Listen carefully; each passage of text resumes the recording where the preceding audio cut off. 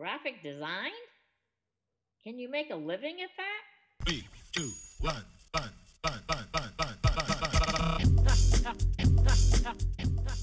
Welcome to Design Futures, a show about what happens after design school. I'm Chris St. Cyr, and my guest on this episode is OJ Wilson. How are you? Good. Hi, how are you? I'm good. It's good to see you. OJ is a designer at Teal Media, a woman-owned design agency based in Washington, D.C. Previously, she's worked for In Our Own Voices, a nonprofit in Albany, New York, Adrenaline, a design agency in Atlanta, Georgia. And in 2020, she was a designer on the Warnock for U.S. Senate campaign and the Biden for President campaign. And finally, she is a 2016 graduate of the College of St. Rose. You're in Georgia right now? Yes, I am. I came back immediately after leaving Albany. I came to Georgia and I've been here ever since. So you only spent time in Albany just for school? I did. I stuck around for a little bit after just Yeah. to, see what the work life would be like there, but I wanted to come back home. Certainly the thing that piqued my curiosity about seeing you on LinkedIn was working for these political campaigns. So I wanted to start there. And I guess the question to start with is, how is campaign designing for a campaign different than designing for clients with working for an agency? I would say the main thing everyone would say was the pace. The pace of it is insane. It's almost like you're in a boot camp with all your other coworkers while you're on this campaign and just doing things as quick as you can, because any possible item or any possible promotion that can be built and put out in the smallest amount of time, like they want it done. So just being like a designer around the clock at all times. I guess I would also compare it to maybe working in-house somewhere, because you're just promoting like this one amazing thing that's your product and it's what you focus on. It's what all your design work is about, like that one client. When you say around the clock though, are you designing at 2 a.m., 3 a.m. in the morning? Yeah, there Really?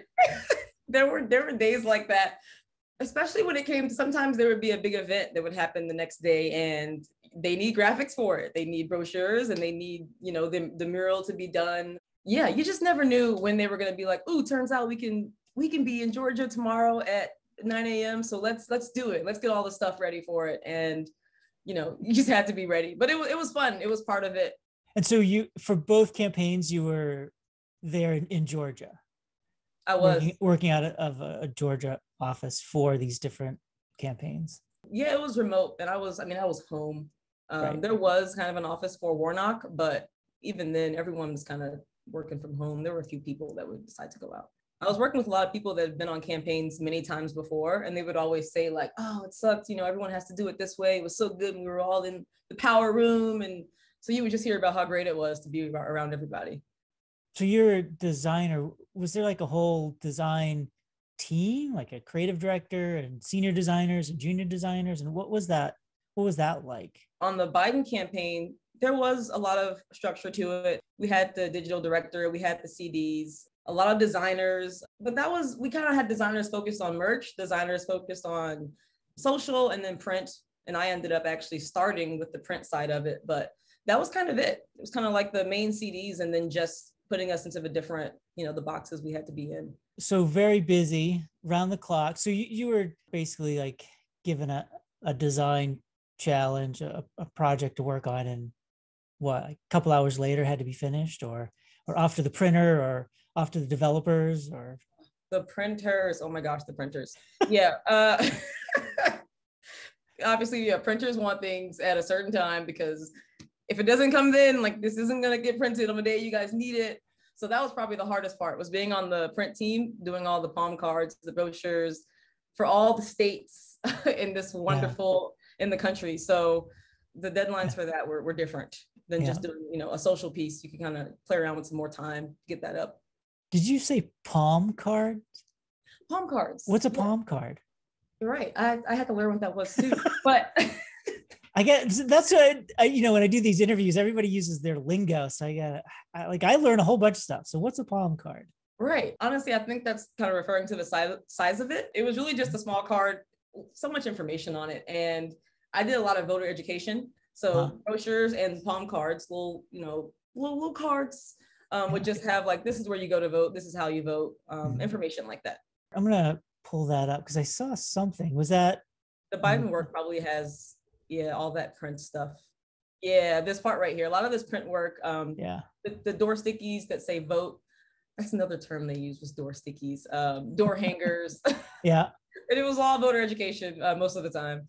Put on the door, stickers, templates, wristbands. Of course, you got to have a mask. Right, exactly. So many masks. All the states want a mask. So for Biden, were you doing mostly print for Biden? I was brought on the team to handle the print stuff for stateside. The team was surprisingly small on the Biden campaign. So we all got to work on a lot. I ended up doing a lot of social, a lot of murals for events. If Biden was here speaking in Georgia, I was getting to work on that art, which was a lot of fun. I got to do a lot, which I love, being somewhere where I can work on a bunch of different things. So it was a lot of fun. In here, there's definitely, right, the whole design system for these campaigns. And it doesn't really matter, what your politics are. All the campaigns use all the same colors anyway, right? It's always red, white, and blue. The big thing on the Biden campaign were these gradients, these winning gradients. We prided ourselves on that. And Robin, I'm not sure if you heard of Robin, but she was just preaching the good word of gradients all the time. So I think we tried to push away from just being like red, white, and blue. That's right. When it's gradient, especially for presidential campaign, like that stands out. That's gonna stand out in a field full of red, white, and blue graphics, right? Right. Yep. That was our pride and joy. And I did share after the campaign ended. There were some places talking about like the Biden campaign gradients and the victory gradient, which is on that poster. Not poster, is it this year? Yeah, that was one of our victory gradients that was based on this like sunrise kind of thing. So yeah. Yeah, I remember seeing those with president, vice president, the portraits with the gradients behind them. I think it was pretty prominent. Yeah, like this yellow to blue gradient. So something like this here with the type that's kind of hand drawn, do you have some liberty? I mean, the gradients obviously is different, but there looks like there's some hand drawn components to some of these graphics. Is that part of a design system, or is that just you or somebody else just coming up with that in the moment? That was part of the design system, was adding some hand drawn elements to type, icons, the illustration there with the Gaga for Joe and Kamala on that poster. So we definitely had some liberty of deciding like this would be great with some hand drawn elements. Yeah, my iPad was my best friend working on some of that stuff. But yeah, that's what you used. So you used the iPad to sketch. The iPad, being in Procreate, switching over to Illustrator, editing some of that stuff and getting it up on social was kind of how that process worked. Yeah, it's fun to see a slightly different take, with like hand-drawn elements or illustrated elements, within a presidential or any political campaign, really. Because usually it's just the person, with a big smile and, a formal dress with lots of stars and stripes and various configurations, right? Right. We tried to be all about, connecting with the people. We wanted Biden to be like someone you could relate to, someone that was, one of us, and that whole vibe. So adding hand-drawn elements helps the mission, really. And then the Warnock adding, like, there's this orange color that's part of that system, it looks like. What were these for? These kind of frames? Frames, Facebook frames, so they could add like their support for Warnock on their profile photos and all that stuff. These, especially with this person here in the middle, it's like so powerful looking. It's reminiscent of like comic book, like superheroes, right? Just like, I got my badge, my W badge of honor. And right, that was the thing. Everything was the energy was always like, what can we do to get it way up? Yeah. It's just nice to see a slightly different tone of blue, but then an orange, and then some of these other ones for different communities, LGBTQ. Yeah, and actually one of the challenges coming in, because I came in on the Warnock campaign after my work with Biden was coming to an end. So kind of jumped in with what they were working with and was trying to, figure out how we could push the brand more with what we already were using and, what Yeah. more can we add? There was some challenge there with, jumping in while they're already like running full speed. Certainly political campaigns that design have come a long way. There's that whole thing when Barack Obama was running for president, that whole system got a lot of attention from the design community, and that sort of elevated, I think, or at least show the possibilities of what designers could do for, those kind of political campaigns with whatever candidate, but just the idea that, politics, the visuals for politics or political campaigns, it doesn't need to be boring. That's part of how Teal I work for now. She realized like, ooh, there's a market for people wanting cool stuff for campaign work. So Yeah. that industry is getting attention. There's these two campaigns, and then there's this other project here on your website. This is from this is from Adrenaline. And I was there for a few years. All of our clients were in the financial world, and this was one of the credit unions that we would work on. And this was actually one of the more fun clients that we had, because you can imagine doing a lot of financial work for banks, a lot of the same things were being asked. Like, we want to tell them we can save them money and do all the things.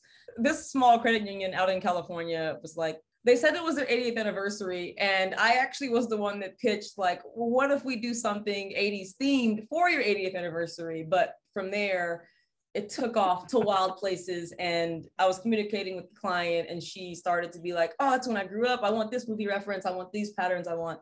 So it was this great idea, but I had to kind of reel it back in and figure out how to make their brand be recognizable while still like having 80s themed everything. At some point, actually, you can see one on that bag there. She was also like, let's have like 20 logos and different 80s type. And yeah, it got a little the Memphis style with the shapes and the colors.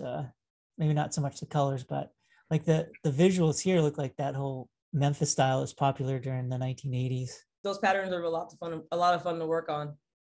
Gotta have a boombox and a cassette player. I saw with the Sony Walkman. That's iconic of the 80s. One of the illustrators I worked with the emus, it was fun being like, let's try an emu that, let's try an emu that's skateboarding or has a boombox. And I got to work with this great guy that was like, that sounds great. He's just busting out these emus. It was amazing. And why emu? That's the name of the credit union? Oh yeah, it's Yumi Credit Union, but they made their mascot an emu. So it's the Yumi Emu, which kind of a tongue twister, but yeah, that was their whole thing. Yeah, it's playful, right? I guess, yeah, if you're trying to make finance fun, maybe try an animal. They were more successful than some of our other clients. I mean, between these two things here, with politics and finance, it's those are challenging subjects to design for, right? Yeah. At Teal, there's a lot of work in nonprofit or social impact, or what's the focus of Teal? Yeah, that's the whole spiel. It's social impact, social justice work, a lot of not-for-profit work, which it just worked. I flowed right into it. I really wanted to keep doing work that I thought had an impact. So that's their whole mission. I've actually always wanted, even at St. Rose, my time there, I kind of knew I wanted to do some not-for-profit work. My mother she had her own not-for-profit. So, I grew up watching her run that business. So I always had that interest, and, I feel like I'm there now. That's certainly a different path than what a lot of designers, I think a lot of design students, I've noticed certainly more in the past, say 10 years, are interested in designing for, causes, their interests that, align with their beliefs. But the question I wanted to ask you about working on the campaign and leaving that kind of work, was there talk, was there ever an opportunity to work on the campaign part for this politician? And then in both cases, congratulations, the candidates both got elected to their chosen office. So we'll give OJ some of that credit. A little bit. I know, yeah. A piece of puzzle. A little bit goes to OJ. So these candidates end up winning their elections. Is there an opportunity? Is there a pathway to be a designer then for that person within the government? That was one of the most talked about things the entire time we were working on the Biden campaign. It was kind of like no one knew officially, but it was like, who's going to the White House? Like, are we getting a chance to go to the White House and design for the White House? So that was always talked about. And shout out to Corona Magwood. She's amazing. She's the current White House CD who hired me to work on the Biden campaign. They hired her to be the White House CD, and she brought on Abby. And Abby was amazing. She was doing a lot of illustrations and things on the campaign. It was possible, and everyone knew that they were going to have like a small team. So yeah, everyone was like, White House, White House, White House the whole time. Yeah. I mean, that did occur to me when I started seeing people. It was like, wait a minute, I know OJ and I know Jess, and maybe there's other people like, so yeah, I wonder what is that like? You know, I never really thought about that, I guess, until this past year. Yeah, I mean, somewhere in the White House there's probably some creative people, right? So somebody who like, you know, designed something, you know, like all those invitations to special state dinners and things. I imagine there's a designer doing some work like that, right? I mean, I talk about it all the time, like design is everywhere, right? Just look around you. And then it just seems a little, it's not odd, but it's I guess not something we often think about. It's like, yeah, the president still needs a designer. It's crazy to think about. And now, like, knowing someone again that's like there as a creative director, and I know one of her designers, that's if there's like a ball or fancy things presidents do, I know she's one of the people that's leading and doing the actual design work. And I follow her, so you know, she shares the things that she posts on the actual president's like Instagram. So it is cool seeing someone, you know, be all the way up there and doing what the president needs to be designed. Just the idea of that, of like, you know, the governor or the president or the vice president, I need an invitation, I need a poster, I need a new business card.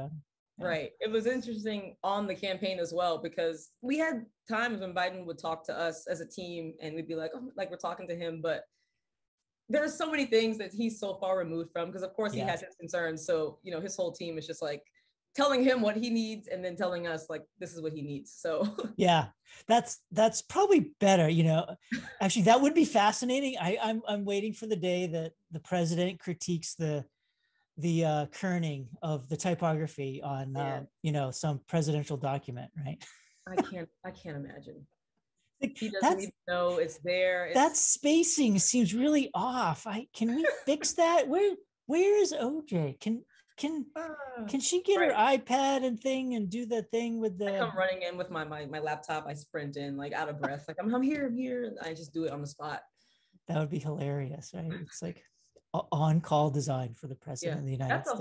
That's a whole sitcom, a design sitcom. Should probably be made. Yeah. Let's see. So we were talking about like this pathway of, you know, like that could have been a path, or that is a path, right? As a designer working a campaign and then moving to a position in the government. But so you took a path where, so you're still doing work that is based in social issues and in things that are really impacting people's lives, right? So that's the focus of Teal, and you're doing some of that kind of work. You know, in relation to that was that nonprofit is Hosea. Is that the nonprofit that your mom started, or is that a different nonprofit? So that's not the one I would love to talk about, the one she started as well. But Hosea Feed the Homeless, that's a nonprofit here in Atlanta I grew up volunteering at constantly. Okay. Every year it was like on Christmas or Thanksgiving, you kind of go help feed the homeless, or you would help cook the food. Actually, you could sign up for whichever shift you wanted. That was part of my childhood. From a young age, my mom was like, you know, let's get on it. We need to give back. And that's who we chose to help out a lot. You did that from very early on. And then, so what is your mom's nonprofit, and when did that start? When did you, what's that all about, and what's your involvement in that? So her not-for-profit, it started off as Tennis in the Hood. That was the original name, my favorite name. It's since been changed to Southern Children Network.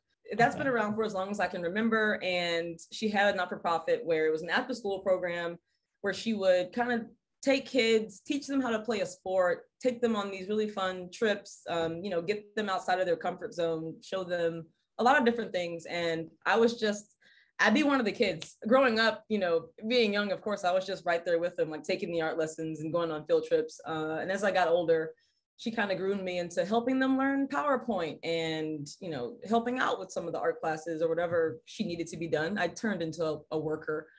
I grew up, I guess, volunteering and being a part of it. And it was great. Yeah. And tennis is my parents' lives. I grew up playing tennis before I switched to soccer. So let's talk about the soccer. So you were a student athlete at St. Rose, and did you play? You played for the women's team all 4 years? Yeah. All 4 years. That's intense. I talked to Danny Dayton about playing softball. So yeah, being in the art and design program and being an athlete, that's a lot of time. Yeah, What was Danny was right there with me too in the struggle. You're both in the lab late complaining about like your time, all the time management stuff. So what was that like for you to be, you know, really involved in soccer, but also in this intense program? It was constant learning time management and constantly trying to, you know, figure out what was the best way to learn and be on the soccer team. But really it's just kind of you roll with the punches, trying to spending the right amount of time in the studio when you have away games. Sometimes you get back at 12 or 1 a.m. was probably the hardest part of it because you just know you're not putting in the same amount of hours. It was worth it though. I would do the same thing again. Well, it seemed to work out. I mean, as far as I could tell, right? You're playing soccer still, and you're a successful designer. So whatever you did in school seemed to carry through and served you well here, right? You're still doing both those things. Yeah, I love how great that sounded. Yeah. Right? I still have my two passions. I never gave one of them up the whole time. So yeah, you're right. So what's your involvement with soccer now? I am in a couple leagues. I came back down from Albany, and up there it was kind of easy to just, you know, go play pickup. You knew what the soccer scene was, but I came down here and I've gone through the ranks. I started off at a league I thought was good, and, you know, that wasn't great. And I tried another league and that one stuck. And then I found what seems to be the league you play in before you kind of go pro or decide like, I'm going to go talk to some coaches, but I'm good here. The competition's great. I'm having a good time. I don't want to be injured. So it's good. I don't want to be injured. That's a key factor. I don't want to be injured. I can already tell my knees I'm getting older. I want to play soccer somewhere that's still safe. So the league you're in is it's just enough to push your competitive buttons, but not get hurt. A good workout, good people, right? So is it the kind of league where it's like you're serious, but then you also like go out for a beer afterwards? Or is it like so serious, like, okay, now I got to go home and rest? Is like, where's the line? Because all these adult sports leagues, there's like one end of the spectrum is like, we're just going to drink, you know? Oh yeah, we might play that sport a little bit, but we're really just going to party. Where's this league? So that's where the two different ones, I have this beautiful balance. My Sunday league, that's where you kind of go, everyone expects to drink. We cook out every other Sunday. It's a good time. So we still want to not, you know, suck at soccer, but it's a good time. But then the Tuesday league is more serious. And that's, could you please be on time? And could you please, you know, not suck today? So, so that one you actually have to stretch before and and make sure you're hydrated and all of that. Yeah, exactly. Mentally check in, all that. Do you have like a soccer story from school or from playing anywhere that you always tell, you know, like somebody asks you about soccer? Ooh, yeah, wow, there's so many. I mean, the soccer team at St. Rose 1 is incredible. And we always went really far. We always won a ton of games. Winning our conference was common, and that was always so much fun, celebrating, hard work paying off, knowing that we were going to the NCAA tournament. We actually, I hope my memory is not this bad. I think my freshman year, the NCAA tournament was here in Georgia. So it was crazy to win that and get to fly back home and have my family come out to the game here in Georgia. I would have never thought, you know, that would happen. So that was amazing. And I actually have a great story. Our team was randomly selected for drug testing after losing our game. We were super upset, and I was not able to like successfully take this drug test. It ended up being, I was there for hours. Coach had to help me go on runs. I had to eat spicy foods just to be able to properly like pee in a cup basically and get them to accept my drug test. It was it was a whole show. Meanwhile, my family, I'm in Georgia, my family's waiting on me so we can go celebrate not celebrate, but we lost, so we could go talk about everything. Yeah. And I was in a bathroom for 4 hours, figuring out how That's to handle that. the glamorous part of being a student athlete, a college athlete. Yeah. Oh yeah. The the drug screenings and making sure, after you lost the game, you guys weren't. Right. Yeah. Like, It doesn't make any sense. Are you testing the people who won? Maybe you should go test them. Yeah. It was really upsetting, but it's a funny story I tell now. So I'm okay. Yeah. Did you have a sports scholarship? Oh yeah. You did? Okay. So can you talk about that? Like how does that happen? Well, my understanding, I know that coach has her recruiters and she sends them to the good tournaments, basically where she thinks there's going to be good teams and players playing. And I was actually playing in the Disney tournament in Florida. One of her recruiters saw me playing in that tournament in Florida. And I think my mom was approached while I was still playing in the game, and they gave her information on the school saying, hey, we'd love to talk to OJ and, get her up here on the team, like have a visit and all that kind of stuff. So it happened like that. And at the time I was like, this is crazy that someone is from all the way in upstate New York is, showing interest down here. So, and next thing I knew, St. Rose had a great soccer team and a great design program. I knew I wanted to do design. So it's beautiful. It worked out. Yeah.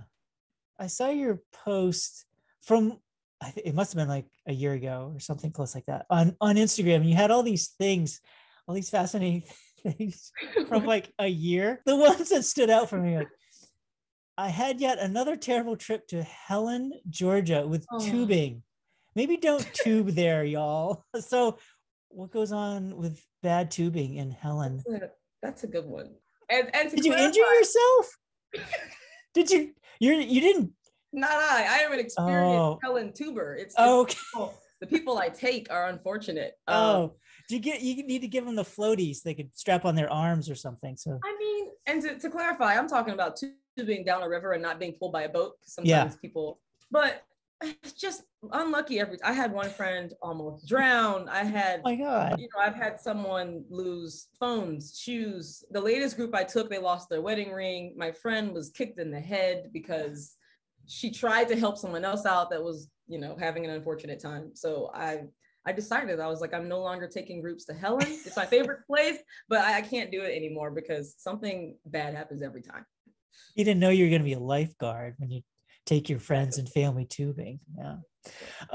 The other one that was on there was about the jellyfish attack. You don't like Hilton Head anymore. Did you get stung by a jellyfish? I did, yes. Hilton Head, that's another spot down here where it's like so common to vacation. And I've gone there as a kid, took my friends. Whenever I take people somewhere, we all were stung. My friend Samantha was stung badly. She had, the swelling and the redness, and she actually, I guess when jellyfish sting, they wrap around you. So what do you do to not cure it, but I guess to deal with it? Is it just like ice, or do you take Advil or something? Or we were out on the beach. What did we do? We had some ice. I remember using ice, and we laughed because everyone jokes around about the stereotype about peeing on jellyfish things or something like that. But none of that happened. You haven't heard? Wait a minute. What is this? You haven't heard about the cure for jellyfish things? They say there's something in urine that helps the pee. Oh, that's away. A myth? No. I honestly, I'm not even sure if part of it's true, but that wasn't what happened. You didn't try that? We didn't test that one out. Not we stuck with ice and patience. I think that would be a sign of true friendship, though, OJ. Could you pee on my leg? Yeah, right. It's also a whole episode of Friends, the show. They have a whole episode on that. It's really funny. Oh my. Yeah, it sounds like you're doing a lot of fun stuff when you're not, designing, taking care of yourself, playing soccer. Are there other things you do outside of work that are, just to live and relax and to participate in life that's not work? I guess the two other big things would be, I'm a huge movie buff. I watch, especially superhero movies. At this point, I listen to a whole podcast that's dedicated to superhero, animated series, movies, all of that. I love it so much. Which podcast is that? There's the Ringerverse. And then, the other thing would be my pets, I guess. I have a lot of animals in the house right now. Let's see, what are some other things that I have on my list? So one of the things that I've been asking people is like the the business side of design. And what's your job like on a day-to-day basis? Yeah. So my day to day is getting out a lot of social graphics, time managing, what's going out when, sending things over to clients. I communicate directly to my creative director, to get work approved and kind of discuss what we're going to do here. That's really it. Things move really fast, but I also enjoy kind of, I guess, the weight that my word has and how much I'm able to do at this agency. That's good. Have a voice at the table. So your title is designer? It is. It's designer. It's lead designer for certain clients and projects. They're like, this is all you, like you just handling it. So one of the things that people are curious about is the financial aspect. I wanted to ask you about the campaign work. Was that volunteer work or were you paid? That was paid. Both were paid. And everyone does actually ask me that because they assume doing campaigns, like it's just, you don't get paid at all, but that's not the case. Yeah. And was that hourly or were you paid a salary or a certain? It was salaried in both cases. Can you tell us what that is? It started on the Biden campaign. Again, it was already in the works. They're just kind of building the team up to help. And I think they were starting at like 54. The Warnock campaign coming in was starting at 60. When you work in government, they have these bands. So it kind of doesn't matter if that's your title, that's just how much you're getting paid. So if you want to jump on a campaign and you want to help, they're like, this is it. You're the first person I've ever really known to be a designer on a campaign. So there's so many unknowns for me of like this. And I mean, I kind of assumed that you're paid. I'm hoping that as a designer, you're paid. It's like, I know there's a lot of volunteering, but you would hope that designers would get paid too. And then so at your company now, you're like kind of like junior level? I think right now I'm kind of mid to senior level. Right. So I found that the titles also, you never know depending on where someone is or what they're doing, what they're really doing. It's all over the place. It's all over. I've also learned to ask for titles. Sometimes places don't know, and you can be like, "This is what I should be called." So throw that out there. And what's your salary at this agency? 70. So the other thing with the business side of these questions, you're working remotely, right? You're in Georgia. It's all remote, yeah. And the company's based in DC, I saw. So are all the employees remote? Right now we are. We have people, someone in Mexico, someone in California, one other in Georgia. So we're spread around. You gonna go to DC if they offer you a spot in DC? I would consider that. Okay, so it's time for pop quiz. Okay. It's like you're back in school, but these are easy questions. Social impact or social media? Wow. Okay. Social media. Sketchbook, blank or gridded? Blank. Work beverage? Kombucha. Really? Wow, that's fancy. That seems like that's really healthy. Yeah, I try. After work beverage? Ooh, mojito. I mean, not every day. No, you can't do that every day. Well, like after work on a Friday. Yeah. Right. To be clear. Yeah. Okay, good. Yeah. Do you listen to music when you're designing, when you're working? I do not. I listen to movies I've seen a million times or podcasts. I don't like music. I have to listen to talking. You have to listen to talking. Yeah. So are you tuning it out or are you actually paying attention to the talking? So if it's something like the show Friends, I've seen probably 7 times at this point, or if it's something like the movie Hercules on Disney Plus, I can tune it out. I laugh when something comes up I've heard before. I'm like, oh man, this scene's great, but I can just work right through it. Okay, so we're talking about Hercules, the animated Hercules. Oh yeah. I'd have to look it up, but I'll just ask you: are you of that generation that likes Phil Collins because of the soundtrack to Tarzan? Yeah, Tarzan. I am of that generation. What? I have that whole soundtrack on my phone. You're that generation. Okay. I was trying to remember. I think it's happened in the past few years at St. Rose, like, because every once in a while I'll put music on. I'll ask students. I probably did with you in class too. I was like, what do you want to listen to today? And somebody will say Phil Collins. Like, Phil Collins? Phil Collins is from the 1980s when I was a teenager. Why do you listen to Phil Collins? And then it's revealed to me, oh, it's because of the Tarzan soundtrack. It's so good. It's so good. Okay. I need to listen to the 80s Phil Collins. I still don't even know actually what that is. Like, what do you like? Yeah. He had a whole other career before Disney movies. That does make sense. That's why they hired him, right? Yeah. I'm going to look into that. Okay, back to the quiz. Natural grass or AstroTurf? Natural grass. Yeah, you can slide better on that, right? When you're Yeah, without bleeding. Exactly. how do you back up your files? Oh boy. I'm supposed to be using my hard drive. I love that. I'm supposed to be using my hard drive. I should say my job now, they actually just ping me to remind, like, hey, make sure you sync to the Google Drive, like constantly. And I was like, yes, of course. So Google Drive is the way for me now. Okay. All right. Last question. Profit or nonprofit? Oh, I gotta say nonprofit. Nonprofit. You're such a good person. Always thinking about the nonprofit. Yeah, we all have to do more. All right, OJ Wilson of Georgia. Final thoughts. What are your final thoughts for design students, for people listening to this, for parents of high school students who don't know about graphic design and don't find out about it until senior year? Oh yeah. Well, one piece of advice is do it. I love what I do. I love graphic design. I have no regrets. I think it's a great industry. I think it's a diverse industry. So I'm all about it. And I guess I would also remind that it's constant learning. It's one of those industries where, of course, you're always going to be trying to hone your skills and always be trying to learn, like, what's the newest and greatest. So I would just upkeep on that, but it's amazing. I love it. Excellent advice. Excellent.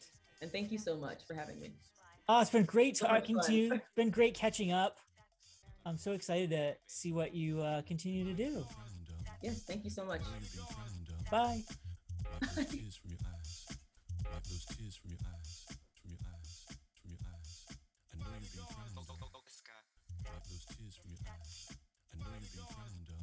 What do we learn from OJ?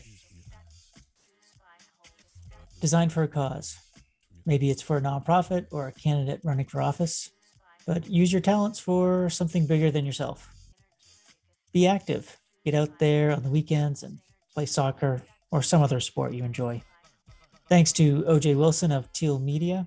If you have any questions or comments for me or any of the guests, please leave them in the comments and subscribe so you can catch the next episode of Design Futures. Until next time, go learn something. Your future depends on it. Thanks for listening. See ya.